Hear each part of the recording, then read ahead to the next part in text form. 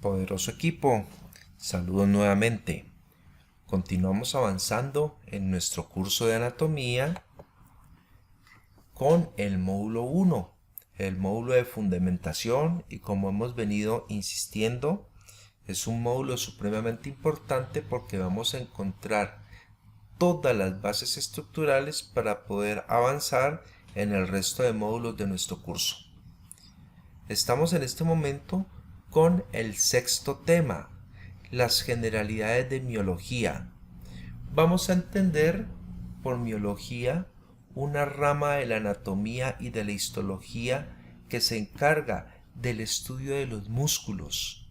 Los músculos en el cuerpo humano cumplen un papel supremamente importante respecto a la movilidad. Ellos se contraen para generar movimiento y el movimiento interviene en muchos procesos como la marcha, el balanceo, las actividades manuales, el habla, la capacidad de comunicarse verbalmente, brindan protección. En los órganos generan también movimientos involuntarios, razón por la cual es muy importante diferenciar el término motricidad de motilidad, y ya lo vamos a aclarar. Los dos objetivos de esta clase son explicar el concepto y la importancia de sus músculos, es decir, la influencia en ellos en la vida humana y en la calidad de vida, y clasificar los músculos con parámetros histológicos, morfológicos y funcionales o biomecánicos. La agenda la vamos a tener en 4 puntos para dar cumplimiento a los objetivos. En un primer punto vamos a hablar de las generalidades de los músculos como órganos efectores, de los tejidos musculares, la clasificación y las acciones motoras. Bueno, vamos a tener en cuenta que nuestro cuerpo está formado por un número importante de músculos que se distribuyen prácticamente en todas las partes y en todos los segmentos del cuerpo humano. El principal tejido que actúa como una barrera protectora corresponde a la piel, con sus 3 capas: epidermis, dermis, hipodermis. Profundo de la piel aparece en un tejido conectivo fibroso que se conoce con el nombre de la fascia.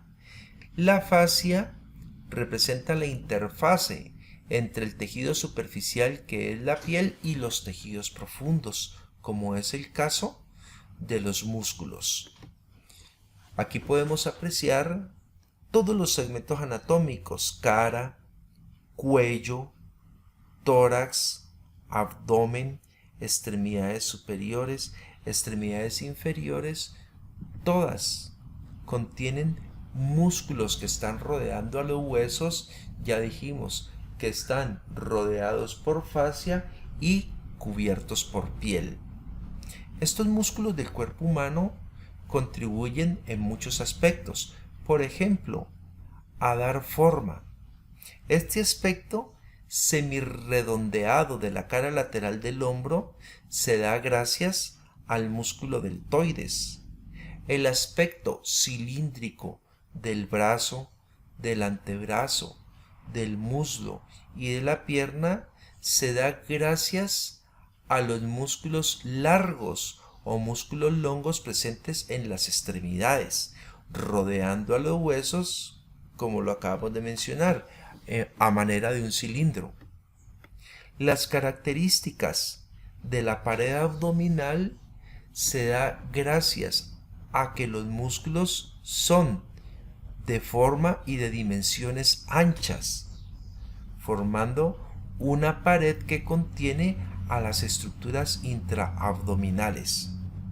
De esa forma, con un conocimiento detallado de los músculos, una persona puede iniciarse en rutinas de gimnasio, con barras, con máquinas, para someter a trabajo y ejercicio estos músculos, lograr su crecimiento y por consiguiente el crecimiento de estos músculos modifica los relieves de la piel, que es lo que se busca con la estética corporal.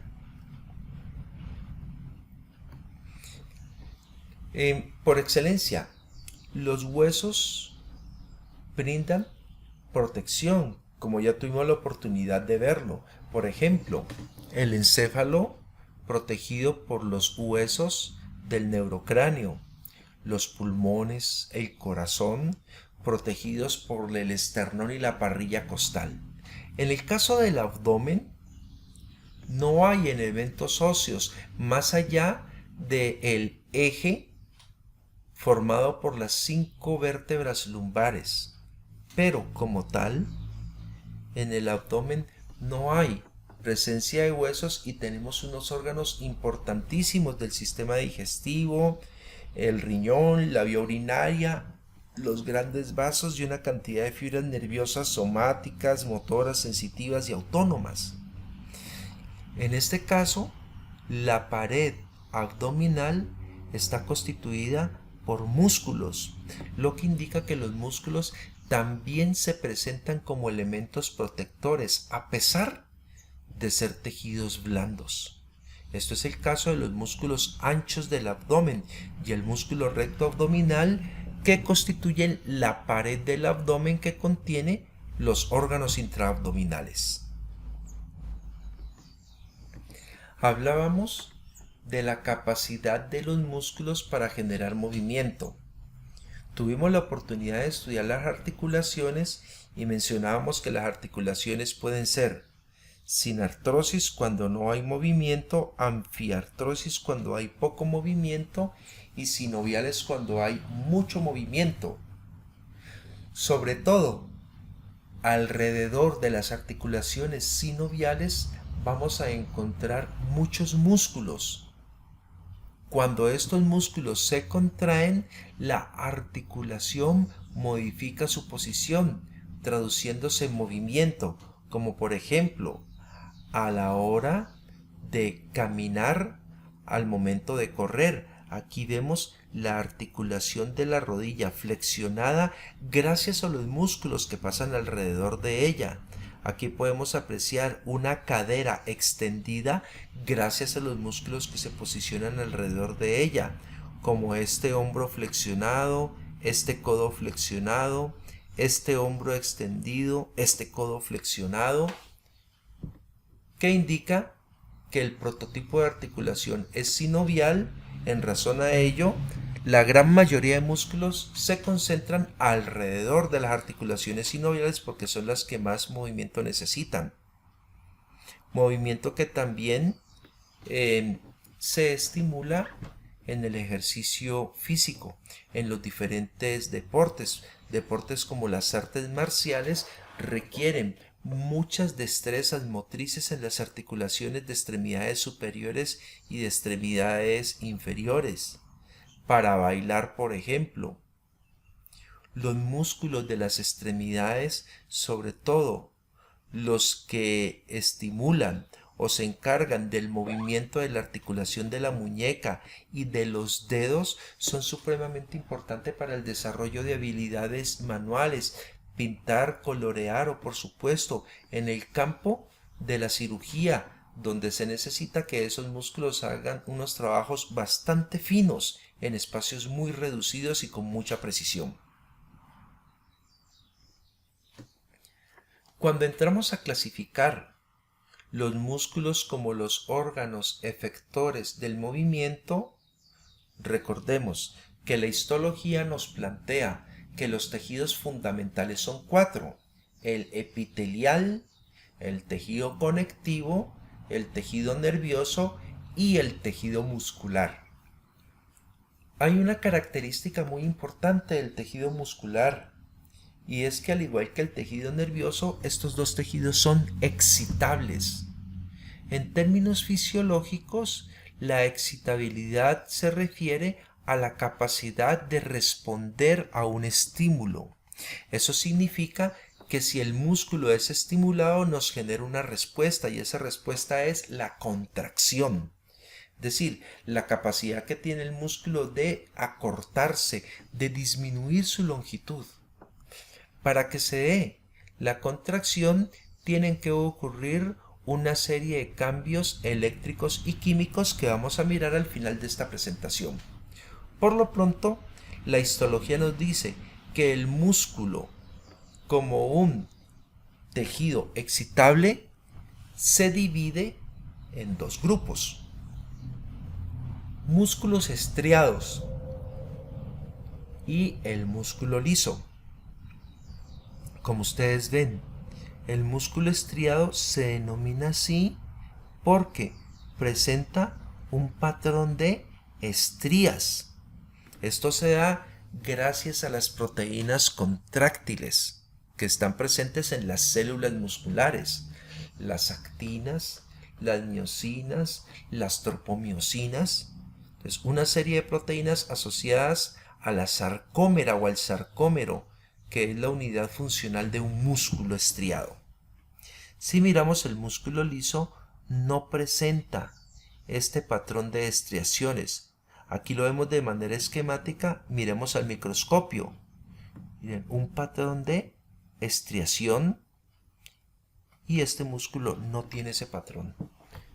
Los músculos estriados los podemos encontrar a nivel del esqueleto, es decir, estos músculos estarían entre un hueso y otro hueso, o entre un hueso y un cartílago, o entre un cartílago y otro cartílago, ya que hemos definido que el esqueleto es de naturaleza osteocartilaginosa, y cuando definimos las articulaciones, también miramos que las articulaciones podían ser interóseas, cuando hay participación solo de huesos, osteocartilaginosa, participación hueso-cartílago, y por excelencia ese cartílago casi siempre es hialino, y articulación intercartilaginosa, como las de la laringe, donde no hay presencia de huesos. Cuando un músculo está relacionando huesos, hueso-cartílago, cartílago-cartílago, le vamos a llamar músculo estriado esquelético, y apreciamos en esta imagen que las células del músculo estriado esquelético son alargadas, y fuera de eso son células que presentan varios núcleos, y esos núcleos están en un extremo de la célula. Esto es una gran característica. Entonces, músculo estriado esquelético, células alargadas, multinucleadas, con núcleos a uno de los extremos de la fibra. El otro caso para el músculo estriado se localiza en el corazón, por eso es denominado músculo estriado cardíaco, más conocido como el miocardio. También es un músculo estriado, sus fibras también son alargadas, al igual que el estriado esquelético, pero las fibras ya no son multinucleadas, son uninucleadas. Significa que cada fibra presenta un solo núcleo, y generalmente ese núcleo es de disposición central, no como el núcleo de la fibra estriada esquelética que estaba hacia los lados. Además de eso, estos músculos presentan una zona donde cambia la resistencia, generalmente unos patrones de intersección de fibras que se conocen como los discos intercalares o los discos intercalados. El músculo liso, que definitivamente no tiene un patrón de estrías, por eso se denomina así, es el músculo que nosotros encontramos en las vísceras, en las paredes de las vísceras huecas, como el tubo digestivo, la vía respiratoria, la vía urinaria. También encontramos músculo liso en los vasos sanguíneos, sobre todo a nivel de las arterias. Encontramos presencia de músculo liso dentro del ojo, alrededor de la pupila y a nivel del cuerpo ciliar. Y hay presencia de músculo liso en las glándulas exocrinas. Eso nos lleva a otra conclusión desde lo funcional. El músculo estriado esquelético es de control voluntario o control somático. Eso significa que lo podemos controlar con nuestra voluntad. el músculo estriado cardíaco, a pesar de ser estriado, tiene un control autónomo o vegetativo, es decir, el comando nervioso de control es involuntario. Y el músculo liso definitivamente también es de control involuntario. Eso hace que el músculo estriado cardíaco quede como en una categoría intermedia, porque histológicamente es estriado, pero funcionalmente es liso por el tipo de control autónomo que tiene. Vamos a centrarnos ahora en el músculo estriado esquelético, que es el músculo que se contrae con comandos voluntarios, y a eso se le conoce como la motricidad. Entonces, cuando hablamos en términos de motricidad es el movimiento voluntario, mientras que el movimiento del músculo liso es involuntario y hablamos en términos de motilidad, por lo que la motilidad hace referencia al movimiento con control autónomo vegetativo. En el corazón hablamos de sístole como la fase de acortamiento de contracción de la fibra del músculo estriado cardíaco. Respecto al músculo estriado esquelético, está organizado en forma de fibras. Esta es una fibra muscular, también conocida como un miocito, porque la miología es el estudio de los músculos. Entonces el miocito es la célula de los músculos. Si es en el corazón se va a llamar cardiomiocito. Acá sería un miocito estriado esquelético. Son células alargadas.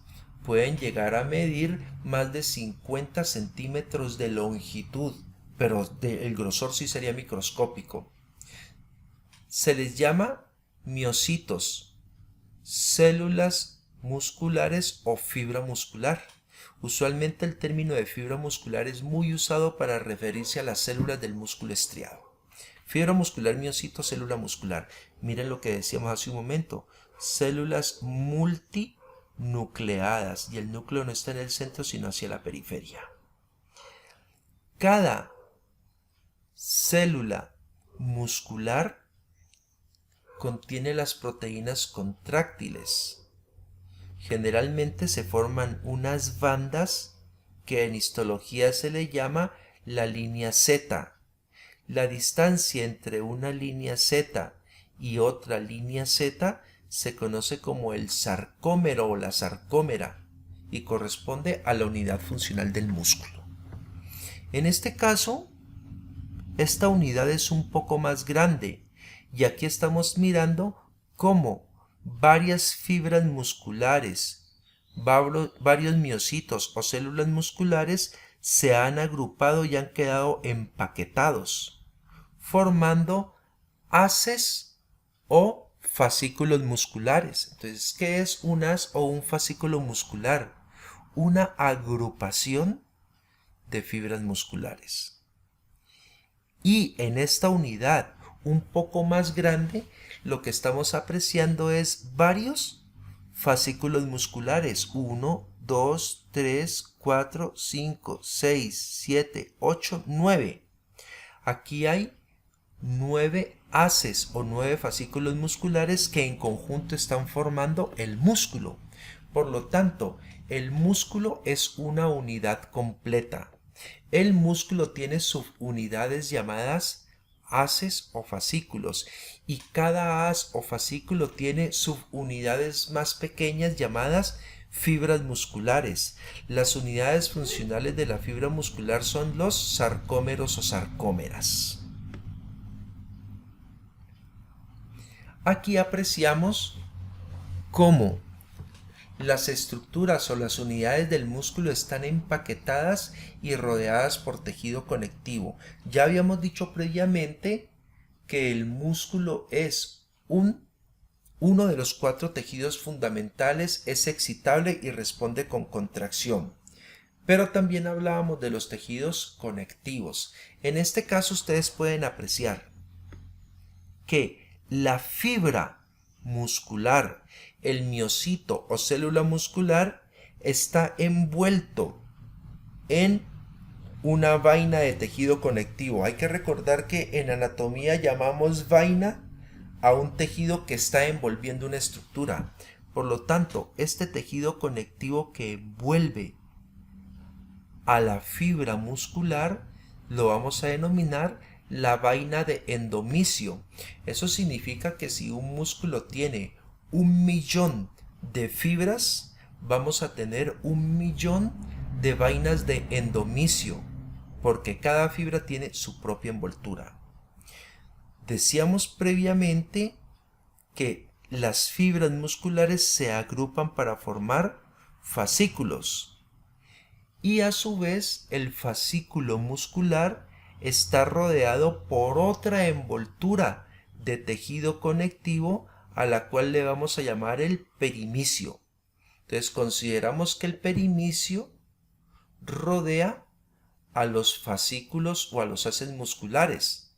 En este caso, este músculo tiene 1, 2, 3, 4, 5, 6, 7 fascículos musculares o 7 haces musculares.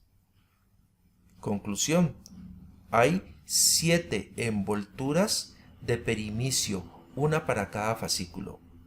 Y los fascículos musculares forman la unidad completa que es el músculo, y el músculo completo está rodeado por una nueva envoltura de tejido conectivo que se conoce como el epimicio. En anatomía es la misma fascia, epimicio es igual a fascia. Entonces, conclusión de esta primera parte: el músculo es una unidad completa rodeado por una envoltura de tejido conectivo llamada fascia o vaina de epimicio. El músculo se organiza en subunidades llamadas haces o fascículos. Cada haz o fascículo tiene una envoltura de tejido conectivo que lo rodea y se llama vaina de perimicio. Y a su vez, los fascículos o haces musculares es el resultado de empaquetamiento o agrupaciones de fibras musculares o miocitos, y cada miocito está rodeado por una unidad de tejido conectivo que le envuelve y se llama vaina de endomisio. Esta imagen nos está mostrando en una sección transversal que está pasando a nivel del brazo, lo que indica que este es el húmero. Aquí pueden ver ustedes donde estoy señalando la piel, todo este reborde en la piel, la grasa de la piel que corresponde a la hipodermis, y decíamos que profundo a la piel hay un tejido conectivo. Miren este reborde de color negro que estoy señalando aquí.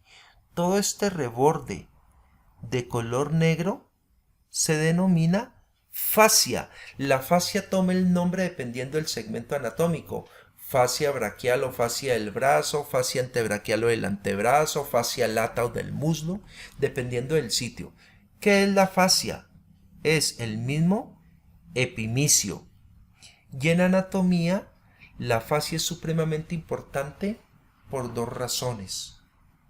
Primero, porque la fascia es la interfase entre los tejidos superficiales como la piel y los tejidos profundos como el músculo. Eso significa que lo que esté por fuera de la fascia es un elemento superficial, lo que esté contenido en la fascia es un elemento profundo.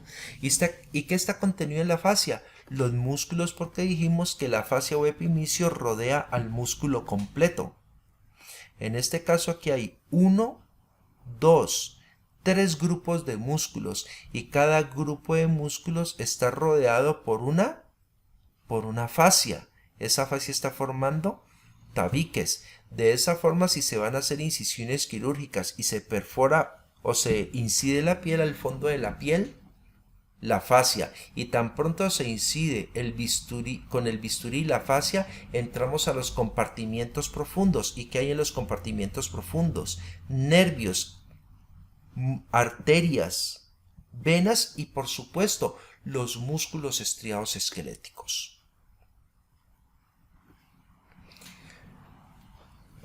En los extremos de algunos músculos estriados esqueléticos encontramos un tejido conectivo. Recuerden que el músculo es un tejido fundamental propio con capacidad contráctil.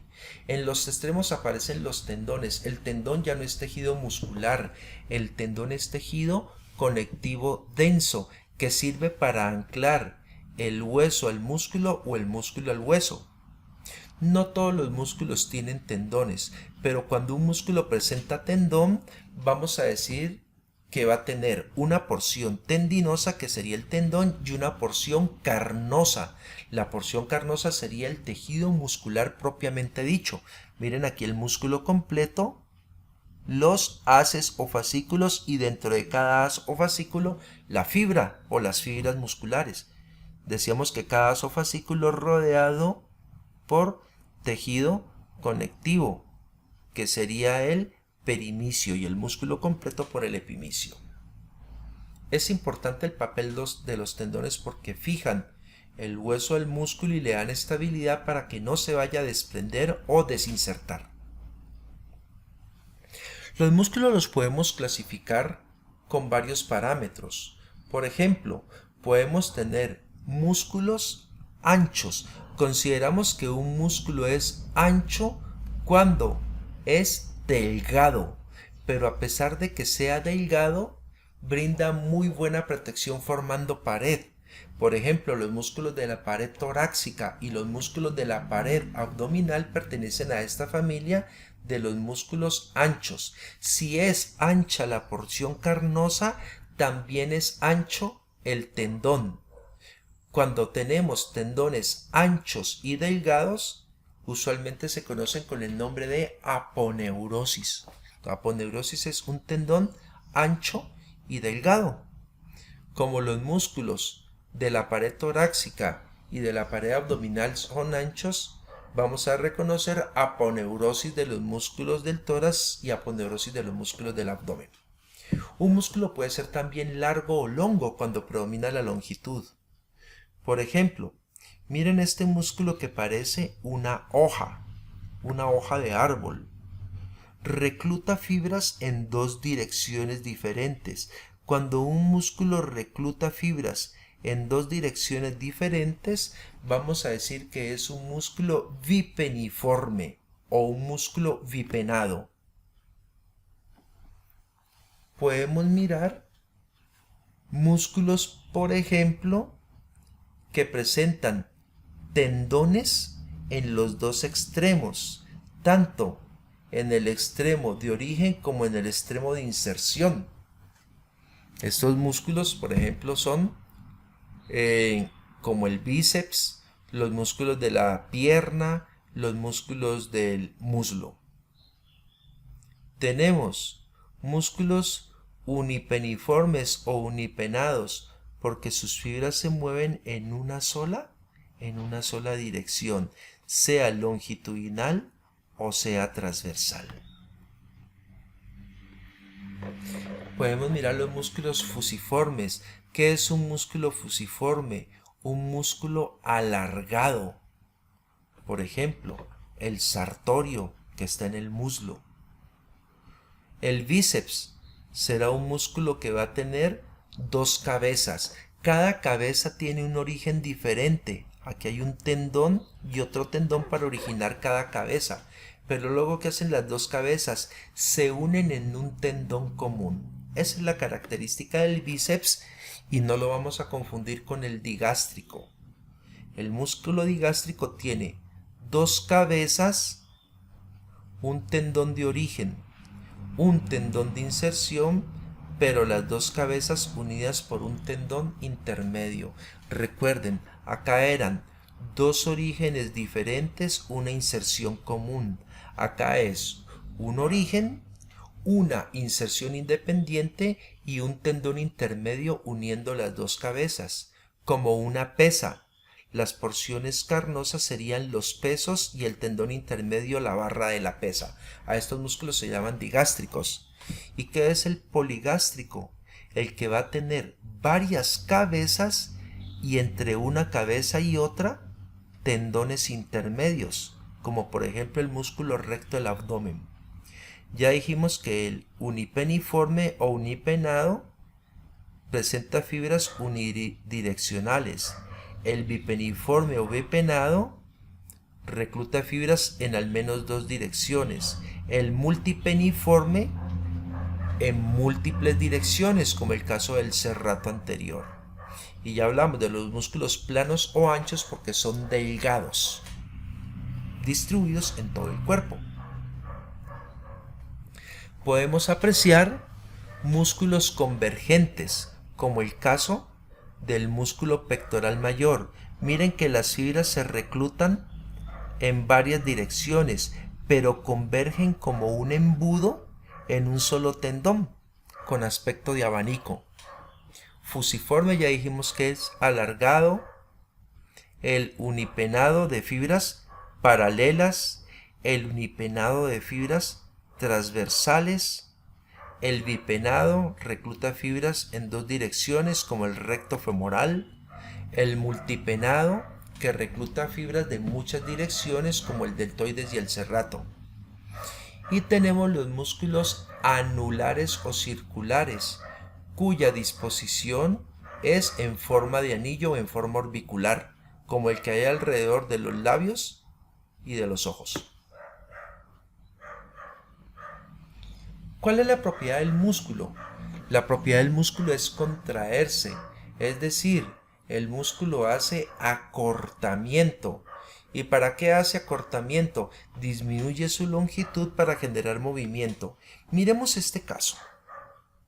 Aquí la persona toma una pesa en su mano y va a acercar el antebrazo al brazo. Cuando se acerca el antebrazo al brazo se da el movimiento y miren, el músculo disminuye la longitud y se engrosa. Esto sería movimiento por contracción. De esa forma podemos hablar de contracciones isotónicas y de contracciones isométricas. En este caso, aquí está el músculo. Aquí el músculo se ha contraído. Es decir, miren, de aquí a acá la longitud disminuye y el músculo se engrosa. A esto se le conoce como la contracción isotónica.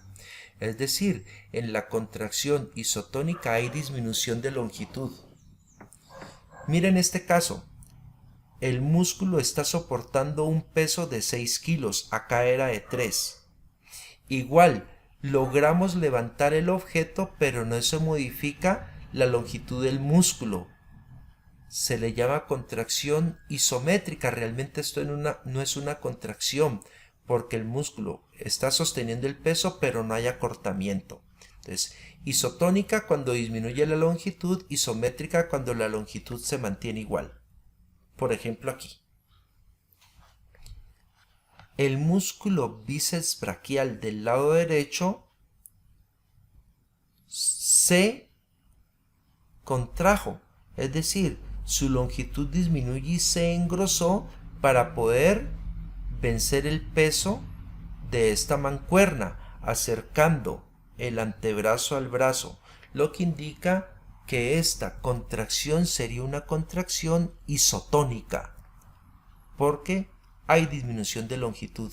Pero miren aquí, el miembro superior del lado izquierdo igual está sosteniendo la pesa, pero no hay contracción del músculo.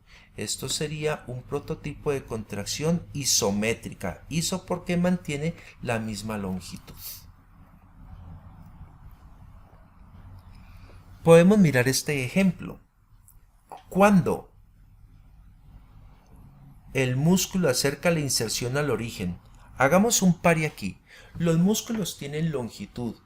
Generalmente en las extremidades el músculo se origina a proximal y se inserta a distal. Por ejemplo, van de la clavícula al húmero, de la escápula al húmero, del húmero al radio, del radio a la ulna, del radio al carpo, de la ulna al carpo, del carpo a las falanges de los dedos. El músculo tiene una dirección. Siempre encontramos arriba el origen y abajo la inserción. En este caso, el origen estaría aquí en la escápula y la inserción estaría acá en el radio. ¿Qué es lo que nos está mostrando este esquema? Que la inserción se está acercando hacia el punto de origen. A esto se le conoce como una contracción concéntrica. Acercar la inserción al origen.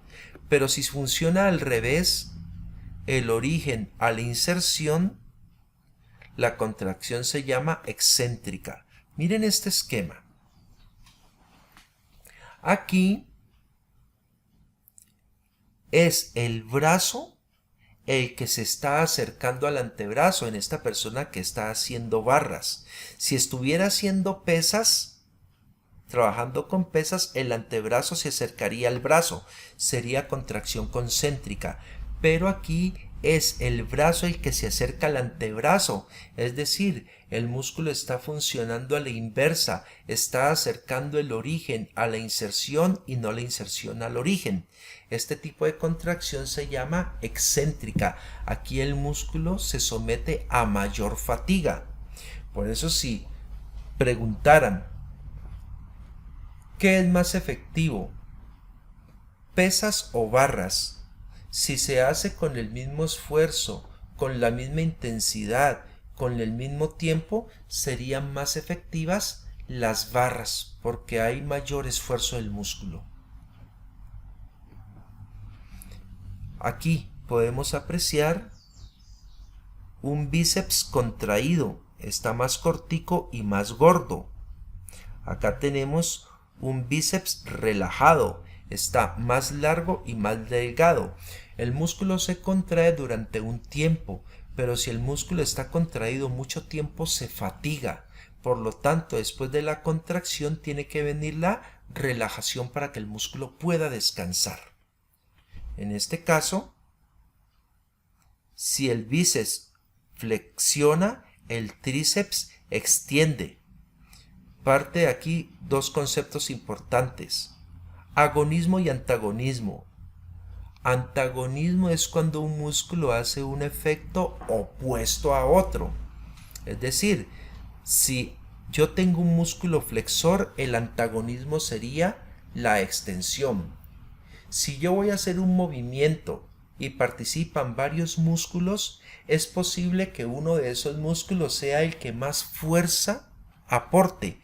Cuando un músculo aporta el mayor porcentaje de fuerza a un movimiento, se le llama músculo agonista. Y a los que aportan menos porcentaje de fuerza, músculos sinergistas.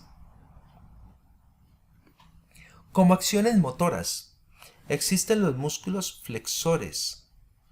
¿Qué es flexión? Cuando yo acerco un segmento a otro. En este caso estoy acercando el brazo al tronco.